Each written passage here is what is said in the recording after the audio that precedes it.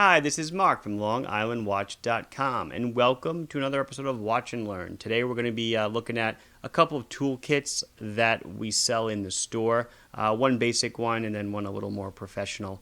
And I'm going to show you all the tools, what they're used, their descriptions, and then what they're used for, how you could use them, and maybe even try to do an example or two. But a lot of the examples are in past Watch and Learn. So we're building up quite a bunch of episodes. It's over 25 now, I think. I think this is 26. I kind of lost count at 10. I don't know till I upload them what number it was. But there's a whole bunch of them. I probably have used every tool that I own for watches, so you should check them out and learn how to use them. These kits are great because you can use them to size your own watches, you size your friends' watches, if you want. Change batteries in a watch. General, small maintenance things that the most users should be, capable to do. If it's outside of your area of expertise, you don't feel comfortable doing it, don't do it. But, for 30 or 40 bucks, you can get a toolkit where, you save 1 or 2 trips to the watchmaker or jewelry store. The kit's already paid for itself, and the dividends will keep paying off over time. So we'll get over to the table and we'll take a look. First, I'll do my own wrist check. It is hot today, so I'm reminded of summer in New York. So I have an orange monster on a awesome 5-ring strap, and then to keep with the orange theme, an Orient Speedster. I'm pretty sure this is discontinued. This is I've had this watch for several years. It came on a bracelet, I believe. I took it off the bracelet and put on this black and orange strap, which I really dig. Anyway, let's get over to the table and check out the watch toolkits. I'm going to start with this kit. This is a basic kit. This is model number TSA 7003. And what I really like about this kit and why it's the go-to kit for me in the office mostly is because everything just fits inside. It's a zippered pouch. It's got a little handle. I know it sounds silly, but you go into a friend's house, and this has happened to me many times, or a family member's house, and they say, hey, I need a watch sized, and they know you're handy with tools and watches and whatnot. So you can just literally just zip up the kit and throw it in your car and take it with you and take care of most things that people might need. But also, if you're a neat freak, which I am as well, everything just goes in, you close it up, and you don't see a mess. So I'm gonna open it up, and I'll point at each tool and talk about it, and then we'll bring each tool up close and maybe show you an example of how to use some of them. So it's a simple zippered pouch, so I'll unzip it and we'll get started. So you unzip it, and this is what you are faced with. You have a variety of tools. Most of them are probably self-explanatory, but I'll go through each one, and then, like I said, we'll pick up each one. So starting at the top here, you've got Needlenose Pliers, not only good for watches, but just for general household use, to grab really small items, things that you can't get a regular wrench on or a regular pair of pliers on. A case back opener, which you've seen in some of my videos. A block for sizing wrist straps, bracelets, etc. A loop, which is just a fancy word for a magnifying glass that you hold up to your eye. A pair of tweezers. A small Phillips screwdriver. A hammer with 2 ends, a nylon end and a metal end. I believe it's nickel-plated brass. A polishing cloth. 3 different sizes of flathead or regular screwdrivers, jeweler screwdrivers. A case back opener, it's a spanner wrench. Up here we have a vise that's used to remove the pins from bracelets. Then we have a spring bar tool like I'm holding in my hand. And then 3 punches, and these are used again for either sizing a bracelet or pressing something in that you can't get with another tool, such as like depressing the release lever on a movement to get a crown out, or you could even punch a hole in soft materials with these. What I'm going to do next is I'm going to bring each one up close, and we'll do some examples.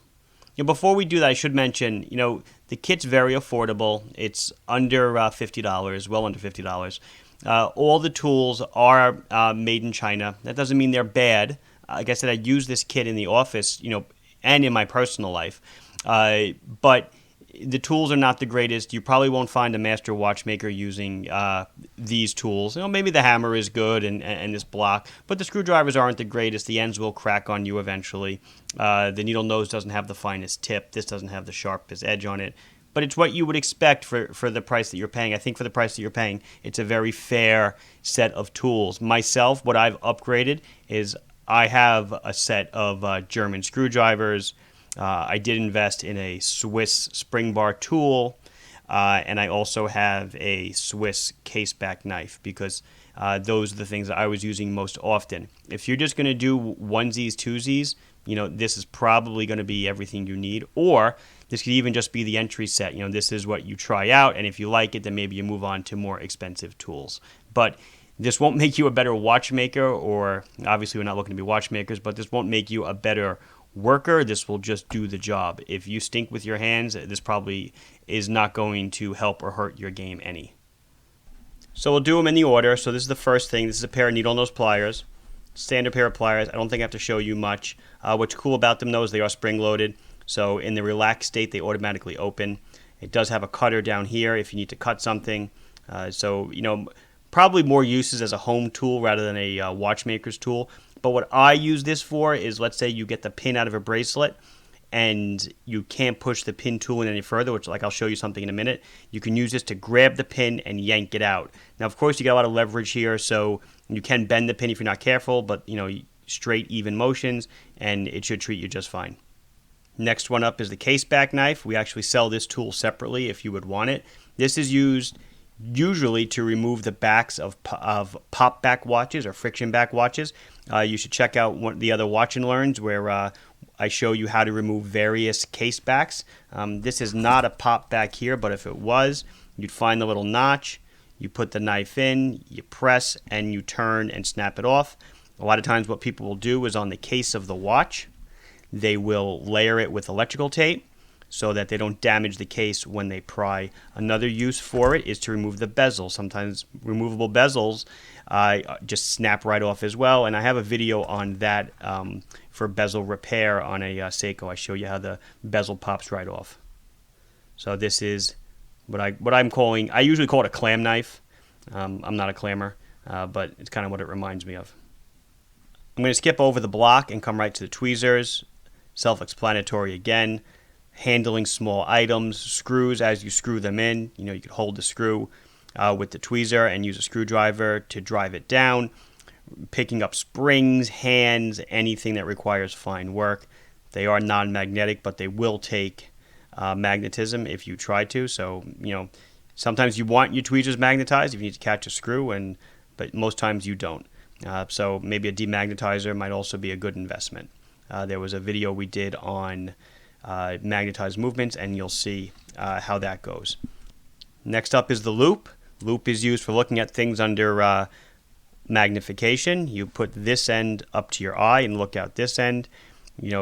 You can usually tell a seasoned watchmaker, they put this right up to their eye and they don't have any kind of bracket to hold around their head. They just scrunch their eye and they can hold it there. I can do it for about 5 seconds and then it gets extremely uncomfortable. These holes that you see in the side or this dimple down here at the bottom is used for a headband that you can put on it to hold it securely to your face so you don't get tired of holding it there. Not the greatest magnification.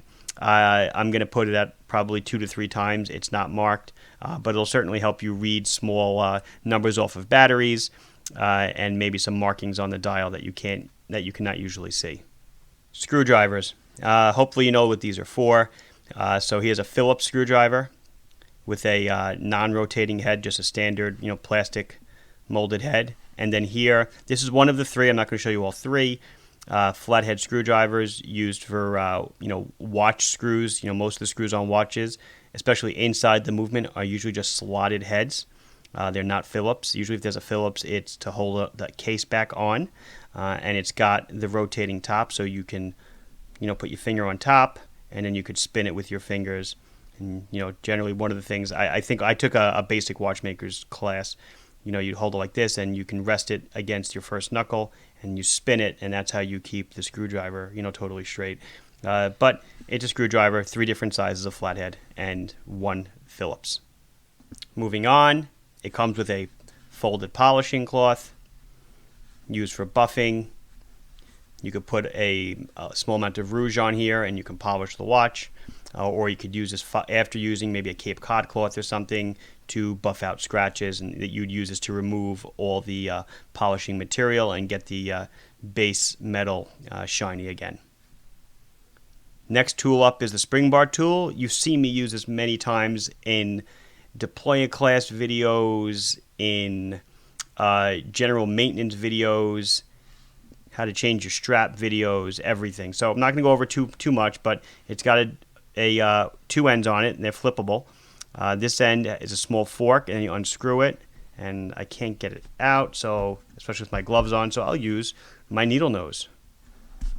And then the other side you'll see is just a straight tip, like the punches I'm going to show you in a minute. You flip it around, put it in, and then you can use the punch edge to maybe push out spring pins. And then another fork on this end for removing spring bars as well.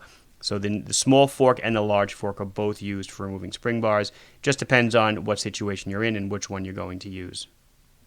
So we'll do an example. Let's say you want to remove the bracelet on this watch. I'm not going to go through the whole rigmarole, but you'll look over here and you'll see right over here the spring bar is peeking out, and you insert the tool, you get it on the spring bar, you retract it, and then you can see I'm pushing it out, and then the whole bracelet will come out. That's one way to use the tool. Another way to use it is as a pin pusher, and I'll just save that for the blue tool I got coming out, and that way we can look at that one all at once. And you could use this tool if you wanted to, but the one I'm going to show you provides a little more leverage. So now we're into tools that are used to size bracelets. You can see this is like the pin vise I showed you originally.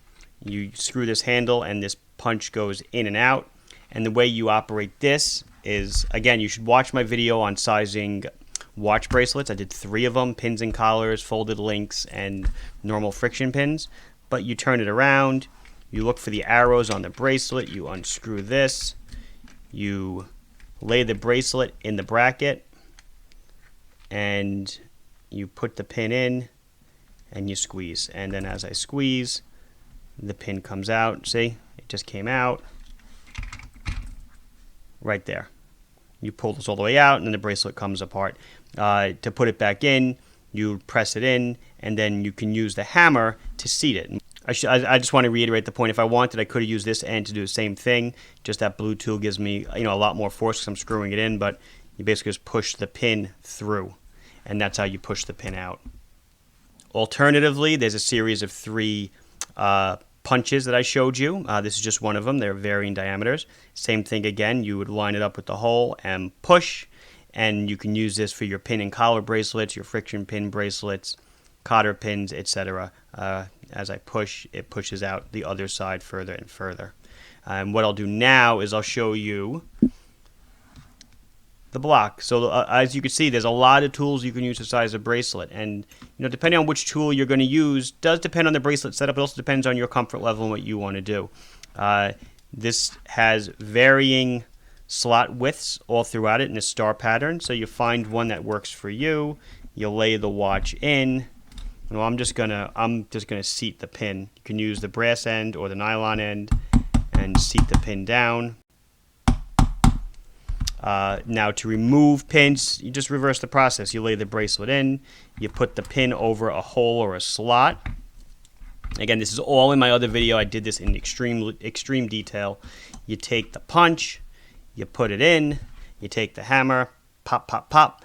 And what's good about this is, here now you get a lot of force from the hammer. So if you have those really stubborn pins, the watch is really old, or the Incredible Hulk put them in before you got to it, this will certainly, at least hopefully do the trick for you.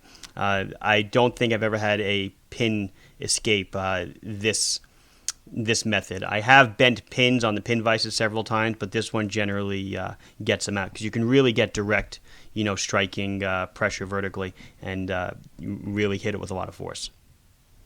I'll talk a second about the hammer. Like I said before, it's a brass hammer. I believe it's nickel plated, so this is a brass section. So brass is softer than stainless steel, like this watch is, so you won't really damage it or scratch it too much by hitting it. But then if you're really afraid, the other end is nylon, and you could whack on this all day. You're not going to do anything with nylon. You're not going to scratch the material at all. So that's why you have a two-ended hammer. And I believe that brings us to the last tool. This is that case back opener. It's like a spanner wrench. I showed this also in the case back video. You loosen this, you move it, you tighten it, and this is used for removing case backs. So in this situation, we look at the case back here, and you see all the notches. We're going to put this tool into two of the notches, diametrically across from each other, and then we can remove the case back. So here, you loosen, and then you tighten, and now I basically have a spanner wrench and a nice lever arm, and I can crank this and open it. Do whatever I'm going to do. I'm going to change the battery. I'm going to regulate it. If you're changing the battery, the screwdrivers will help you. If you're going to regulate it, you can use a lot of those tools to help push the regulator arm a little bit. But that is a brief showing of the TSA 7003 toolkit. I am going to bring up one more toolkit. By the way, this is my Seiko Prospex World Timer. I'm going to show you one more toolkit briefly. I'm not going to go through it. I'm just going to show you what the professional kit gives you as far as an upgrade. So this is kit TSA 9011, and this is around $50. Might be a little bit more than that. It's got some instructions up here which you can read. It kind of goes over the things that I explained to you. A lot of the parts are the same: punches, hammer, screwdriver, spring bar tool, case back knife, loop, the vise, the block. The one tool that is extremely different is the case back opener. This is certainly a much higher quality case back opener. With a knurled handle. It's a 3-point opener. So what does that mean? I showed this in the other video with my case back opener. These two pins go in and out, and this one goes up and down. So before, where I showed you with that brass tool, we only caught 2 points. This one will catch 3 points. So you spin this counterclockwise, and this bottom pin comes down. You turn this wheel, and these pins go in and out.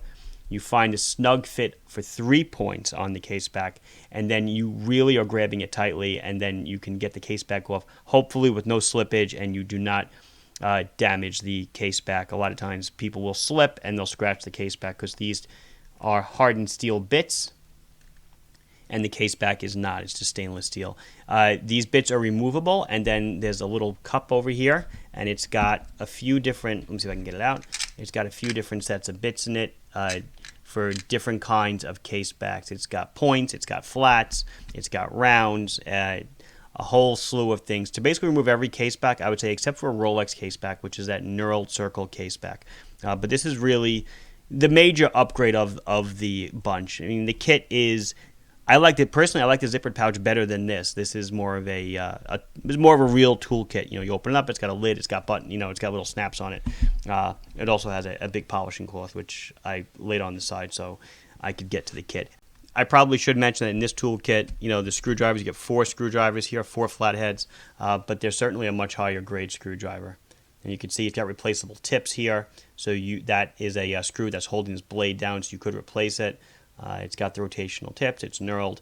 It's definitely a much better screwdriver than was in the other kit. Anyway, that will wrap it up for the toolkits. As usual, this has been Mark from LongIslandWatch.com showing you a couple toolkits and how to use a bunch of the tools. You really need to go back to a lot of the watch and learns if you want to know how to use this stuff. We're up to the mid-20s right now, and I've probably used every tool here in some of the videos. Please like this video if you enjoyed it. Please subscribe to our channel if you have not done so yet. If you have any questions or comments, please put them down below, and I'll be sure to address them as soon as I can. Thanks for watching. Bye-bye.